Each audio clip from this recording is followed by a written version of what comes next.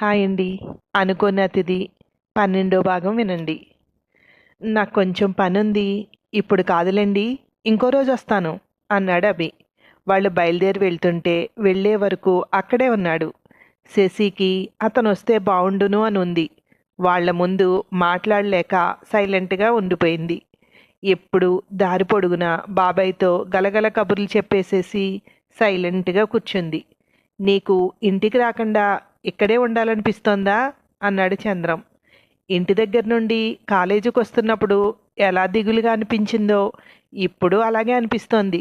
వీళ్ళందరూ బాగా అలవాటైపోయారు అంది శశి. వీళ్ళే మళ్ళీ నీకు ఇంజనీరింగ్ కాలేజీలో ఉంటారు అనుకోకు. అక్కడ మళ్ళీ వేరే వాళ్ళు ఉంటారు. కానీ కొందరు బెస్ట్ ఫ్రెండ్స్ అలా టచ్లో ఉంటారు. కొందరైతే ఇప్పుడు క్లోజ్ ఉన్న వాళ్ళు కూడా తర్వాత తర్వాత మనకి గుర్తే లేకుండా అయిపోతారు అన్నాడు. అవును బాబాయ్, కానీ 2 సంవత్సరాల నుండి అలవాటయ్యారు కదా, కొంచెం దిగులుగా అనిపిస్తోంది అంతే అంది.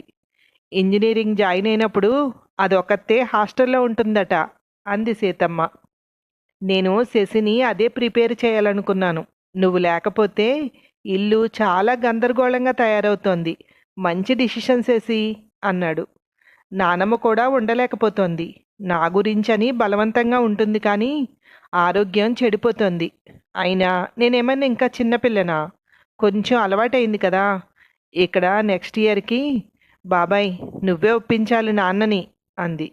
ఇప్పుడు ఇంట్లో జరుగుతున్న వాటికి మీ నాన్న కూడా వెంటనే ఒప్పుకుంటారులే. కాకపోతే నువ్వే జాగ్రత్తగా ఉండాలి అన్నాడు. జాగ్రత్తగా ఉండకపోవడానికి ఏముంది? అక్కడే కాలేజ్, అక్కడే పీజీలు కదా. ఎక్కడికి బయటికి ఎలాగూ వెళ్ళనివ్వరు అంది శశి. హాస్టల్ అయితే వెళ్ళనివ్వరు కానీ పీజీ అయితే నువ్వు బాగానే తిరగచ్చు అన్నాడు. నేనెక్కడికి వెళ్తాను?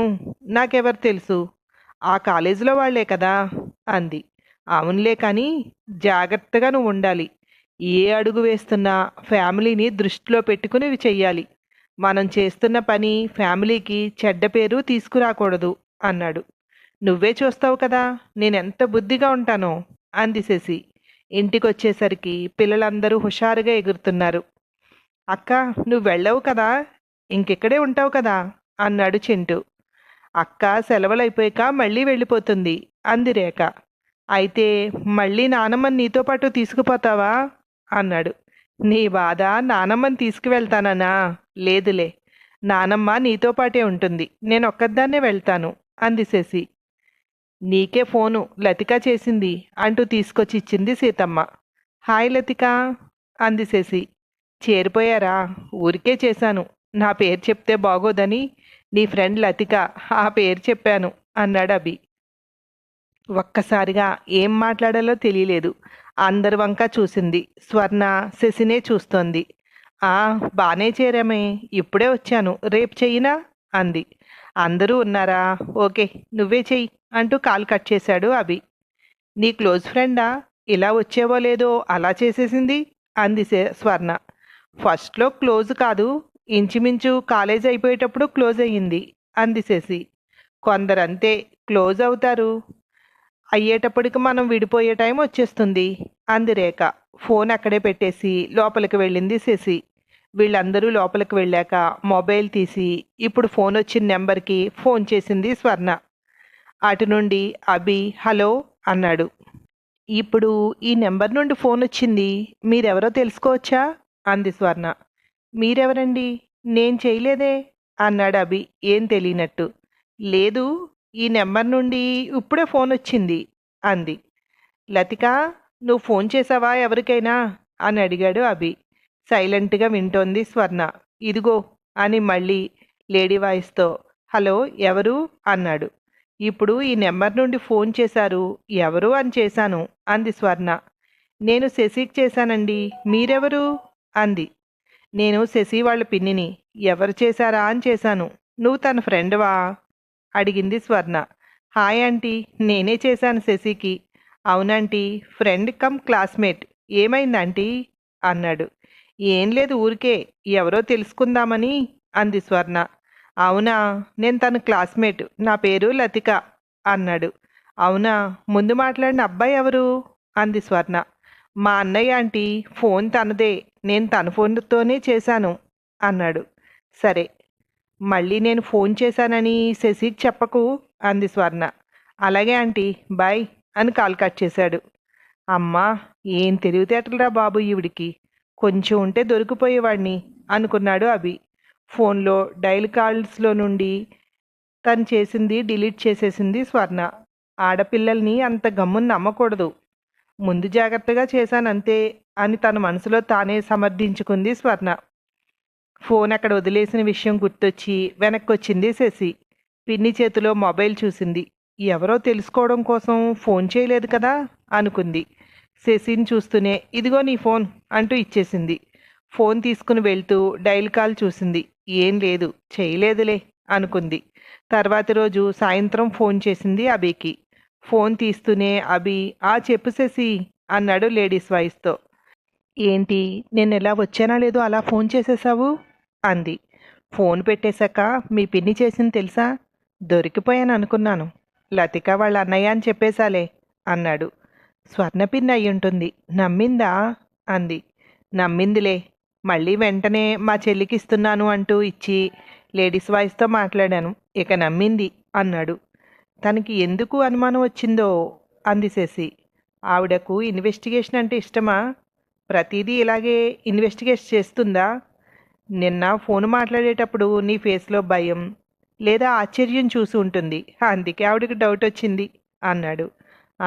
ఆవిడకు కొంచెం ఆరాలు ఎక్కువ, ఎవరినీ నమ్మదు, జాగ్రత్త, ఎప్పుడు ఫోన్ చేసినా ముందే లతిక వాయిస్తోనే మాట్లాడు అంది. జాగ్రత్తగానే ఉంటాలే, కానీ ఏంటి విశేషాలు? అక్కడ నీకేమైనా తోస్తోందా అన్నాడు. హలో, నేను పుట్టినప్పటి నుండి ఇక్కడే ఉన్నాను, నాకిక్కడ ఏం బోరు కొట్టదు అంది. నాకైతే బోరు కొడుతోంది ఇక్కడ. నువ్వున్నట్టయితే ఏ మూవీ కన్నా తీసుకువెళ్ళేవాడిని తెలుసా? ఈరోజు అంత బోర్ ఫీల్ అవుతున్నాను అన్నాడు. దానికి చాలా టైం ఉంది, ఇంట్లో అందరూ ఒప్పుకున్నట్టే పీజీలో ఉండడానికి అంది. అయితే మనం ఒకళ్ళనొకళ్ళు క్లియర్గా అర్థం చేసుకోవచ్చు అన్నాడు. నాకైతే ఎప్పుడెప్పుడు రోజులు తొందరగా గడిచి మళ్ళీ కాలేజీకి వెళ్ళి వచ్చేస్తానో అనిపిస్తోంది అంది. కాలేజ్ మీద బెంగ నా మీద అన్నాడు. బెంగ పెట్టుకునే అంత సీన్ లేదులే, కానీ కొంచెం నచ్చావంతే అంది. ఎక్కువ నచ్చాలంటే ఏం చేయాలో అన్నాడు. చెప్పి చేయించుకోవాలా? నువ్వే కనుక్కో, నాకు ఎలా ఉంటే నచ్చుతుందో అంది. అవన్నీ తెలుసుకోవాలంటే నేను మీ ఇంటికి రావాలి అన్నాడు. మొన్న బాబాయ్ రమ్మంటే ఫోజు కొట్టావు అంది. రమ్మన్న వెంటనే వచ్చేస్తే బాగోదని అన్నాడు. అయితే ఇప్పుడు నువ్వు వచ్చేలా ప్లాన్ చేయాలా అంది. వద్దు, ఎందుకు అనవసరంగా? ఎంత, ఒక్క నెల రోజులు పోతే నువ్వు ఇక్కడికి వస్తావు. వీడియో కాల్ చేద్దాం అనుకున్నా, కానీ వద్దులే అనిపించింది అన్నాడు. అలా చేయాల్సింది, అప్పుడు అందరూ కలిసి వచ్చి నిన్నక్కడే వేసేసేవారు అంది. మీ వాళ్ళందరూ రౌడీలా అన్నాడు. కాదు, కానీ వాళ్ళ ఇంటి పిల్లని నువ్వు ఇలా చేస్తున్నావని తెలిస్తే ఊరుకుంటారా? అప్పుడే రౌడీలా మారతారు అంది. వాళ్ళని అలా మార్చడం ఎందుకులే, మనమే మారదాం అన్నాడు. మారడం అంటే ఎలా మారాలి? ఇప్పుడు నేను నీతో మాట్లాడకుండా ఉండాలా అంది. ఉండగలవా అన్నాడు. ఎందుకు ఉండలేను? చిన్నప్పటి నుండి వీళ్ళందరితోనూ ఉన్నాను, కానీ వీళ్ళను వదిలేసి వచ్చి సిటీలో ఉన్నాను కదా నానమ్మ ఒక్కదాంతో అంది. అది వేరు ఇది వేరు అన్నాడు. ఏమో, నాకు పెద్దగా తేడా తెలియడం లేదు అంది. పోనీ ట్రై చేద్దామా? ఒక 2 డేస్ నువ్వు నాకు ఫోన్ చేయొద్దు, నేను నీకు ఫోన్ చేయను, కానీ ఫ్రాంక్గా ఎన్నిసార్లు ఫోన్ చేయాలనిపించిందో చెప్పాలి అన్నాడు. ఓకే, నేను దీనికి అంగీకరిస్తున్నాను అంది. సరే, నేను కూడా ఇప్పుడే ఫోన్ పెట్టేస్తున్నాను, చూద్దాం 2 డేస్ తర్వాత అన్నాడు. ఓకే అని కాల్ కట్ చేసింది. కాల్ కట్ చేసింది, కానీ ఇంకా కొద్దిసేపు మాట్లాడితే బాగుండేది అని ఫీల్ అయితే ఉంది. నెమ్మదిగా నేను ఇతని ప్రేమలో పీకలోతు మునిగిపోతున్నాను అనుకుంది శశి. ఇక్కడేం చేస్తున్నావే అంటూ వచ్చింది రేఖ. నా ఫ్రెండ్తో మాట్లాడుతున్నాను అంది. అవును, ఎవరే అభి, నానమ్మ ఓ పొగుడుతోంది అంది. ఒక్కసారిగా హుషారొచ్చేసింది అతని గురించి చెప్పాలంటే. నన్ను చాలాసార్లు ఆపద నుండి కాపాడాడు తెలుసా? నానమ్మకి మంచి ఫ్రెండ్ అనుకో, నేనైతే ఎప్పుడూ మాట్లాడలేదు అంది. నాకైతే అత్తయ్య పొగడ్డం వింటే నీకిచ్చి పెళ్లి చేయాలనే ఆలోచన కనిపిస్తోంది ఆవిడ మాటల్లో అంది రేఖ. ఆ తర్వాత ఏమైందో మరో భాగంలో వినండి. Thank you.